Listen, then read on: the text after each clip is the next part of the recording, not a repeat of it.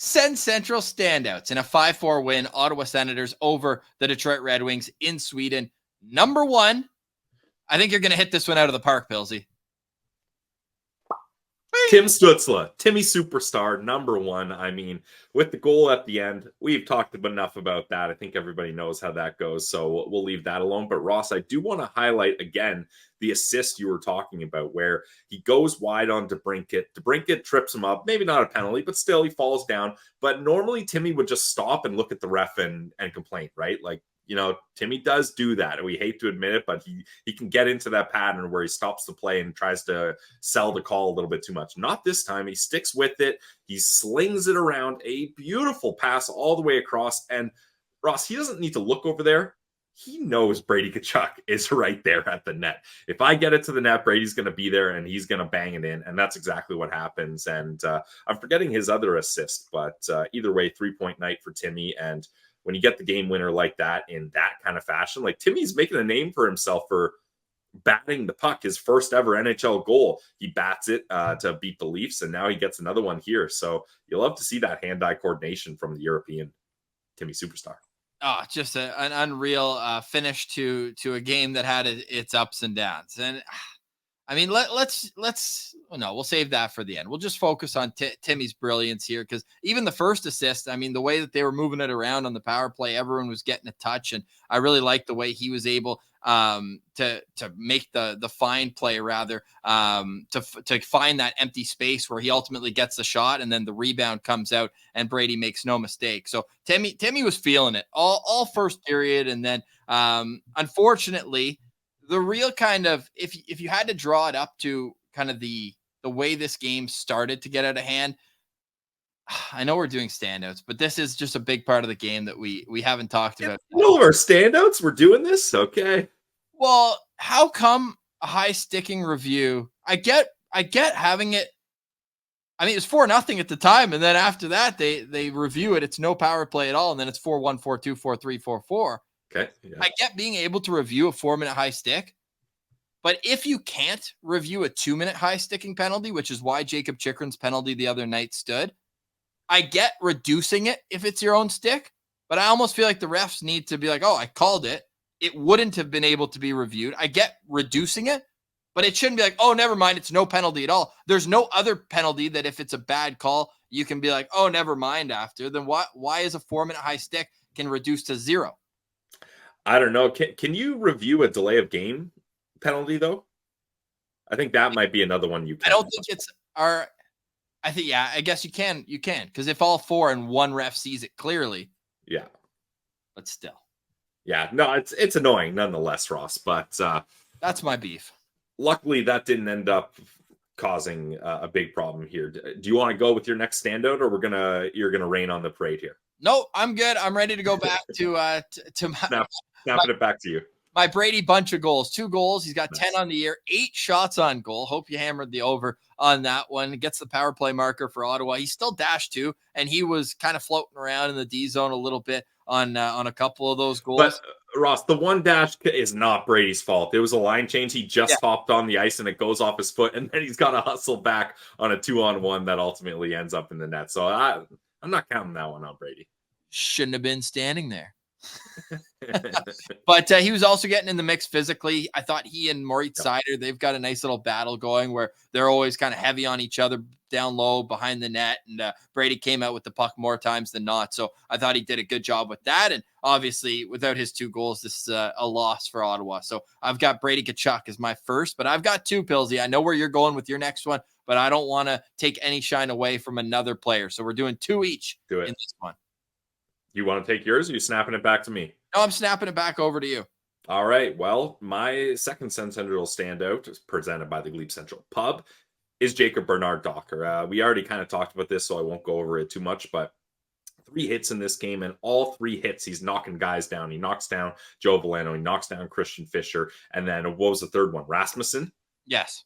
Yeah, so like to have 3 big hits like that in one game is a big deal, even if it's a guy like Zub or Chikrin or, Clevin in some capacities, like guys that throw the weight around. If you can do that 3 times in the game is pretty impressive. But for a guy like JBD that doesn't really do that, I was pretty impressed by that, and starting to see him really put the effort in to say, hey, maybe the way I'm used to playing in college in Belleville is enough there, but if I'm going to carve a spot for me on this NHL roster, I got to play a little more physical and start blocking shots too. So like what I see from JBD recently. Yes, been a great kind of come up for him after not a great camp. I mean, there's no two ways about that. Did not have a great camp, but ever since he was kind of forced into the lineup due to the injuries, he's grabbed that spot. And I think he's been kind of better and better with more confidence as he goes along. I thought he was better than his partner tonight. I don't think this was Jacob Chikrin's best game, but JBD laying the hammer. If he can add that to his repertoire, that would be very much appreciated. I think the way the Senators play, still a lot of breakdowns as a team in their own zone, but I did like that from Ottawa that they were able to get something different from that pair on the back end, and JBD making his presence known. A worthy standout for you, Pilsy. I'm going to go with Jake Sanderson, though. Like, this guy, he is the best defenseman on the Ottawa Senators. There's some days where the offense shines through for Jacob Chikrin, where I'm like, is he right there? But the overall brilliance of Jake Sanderson at both ends of the ice and skating his way out of trouble, not into it, like some experts will tell you, skating his way out of trouble is unreal. Like David Prahl in particular was trying to get a lick on him a few times on the forecheck and just a little head fake and he's out of it. It's super impressive, his evasiveness and his way to break free in the offensive zone too. Dynamic. And what Cheryl Pounder said at intermission that rung true is he's manipulating in the offensive zone. He's making people go where he wants to be able to get what's done for him to have an offensive chance. So I think Jake Sanderson's just brilliant and only going to be getting better. Yeah, I would agree with you, Ross. And that's the thing, like to have that skating ability is one thing, but then you got to find ways to kind of play chess while other people are playing checkers, right? Like you might as well use that to an advantage even more. And that's where you get a guy like Jake Sanderson, whose hockey IQ is high. And then he's one of the best skaters we've seen as just a sophomore defenseman here. It's incredible what he's able to do. So Jake the Snake looking good out there. Jake the Snake. I mean, you told me that cats are more ferocious than snakes. I think I still did not say they're more ferocious. Yeah, you did. No, I said they have better reflexes. That's it. Well, what? My point wasn't about reflexes. If you put a snake and a cat into a ring and said fight till the death, I mean, I guess then you'd get into the semantics of, are we talking about a house cat or a lion? And are we talking about a garter snake or a cobra? Lots of snakes, lots of cats. Either way, Ross, the snake gets the last laugh in this one with the win, and both him and the cat get a goal. So pretty close, but the snake gets the advantage this time. He gets the advantage and the assist, right? So there you have it. Oh. And did he have more? No, Moritz Seider played 29:53, a game high in this one. He looked gassed in overtime, Ross. He finished the shift and was heading off to the bench. And normally 3-on-3 overtime, like you're hustling to change. He was like controller died on your PS5 gliding over there. So tough night for him. And they got a back-to-back. I'm pretty sure they play tomorrow as well. So sheesh, that's tough for the Red Wings. Before you go, Ross, where are all those Red Wings fans? Guys, if you were in the postcast when I had to slog through driving the bus with Martian, as we usually do, and it's just Martian and I, this chat was flooded with Red Wings fans that had a whole lot to say. I don't know. Maybe the internet doesn't work for them over in Stockholm, but I don't see any Red Wings fans here. I don't see any Red Wings fans. It's too bad. We like the engagement. Thanks for the free exposure, but yeah, unfortunately not. Well, we also know what happens, right? Like when we don't have the Martian involved, we probably get a win. That's just kind of how it's going. Hot seat Martian. Hot seat Martian. And I've found the record before. I can't scroll through all the tweets. I'm trying to think of exactly what I said it, maybe without, because it's me that's kind of the problem here when I'm not there. I believe you're 0-4 together. Oh, and not just 0-4, Ross, like O and capital 4, like it bolded 4. It's been bad. Like so I was just gonna say it's almost like when when I don't, I may as well just send you the graphic that says 5-2 for the opposition. Honestly, yeah, especially if it's a division rival.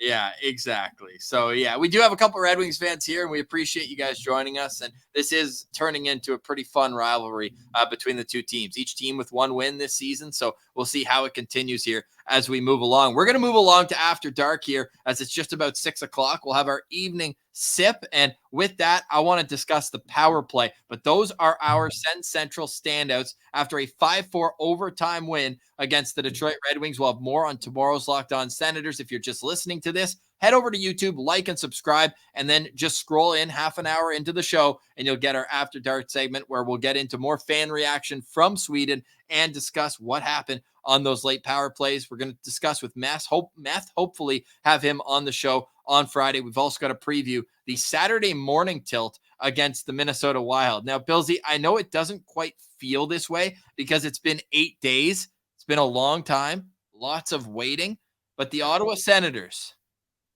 are 3-1 in their last 4 games. Yeah, it feels good. And Ross, 2 of those wins up against division rivals. Massive. They're going to do a little cross conference with their next game with the Minnesota Wild. So stay tuned for a full preview of that tomorrow on Locked On Senators. Thank you for joining us in the postcast after a 5-4 win for the Senators in overtime. Tim Stutzle, he steps up to the plate and smashes a line drive home run, and the Senators get the win. Again, if you want more Locked On Senators content, head over to our YouTube channel where we're going to be interactive with the chat coming up. So stick around if you're here live. It's 5-4. Senators win over the Detroit Red Wings. For Brandon Pillar, I'm Ross Levitan. This has been another postcast presented by the Locked On Senators podcast and the GLEBE Central Pub. Go visit the GLEBE Central Pub in the heart of the Glebe. Visit them for great food, great drinks, and amazing atmosphere. It's all available to you at the GLEBE Central Pub.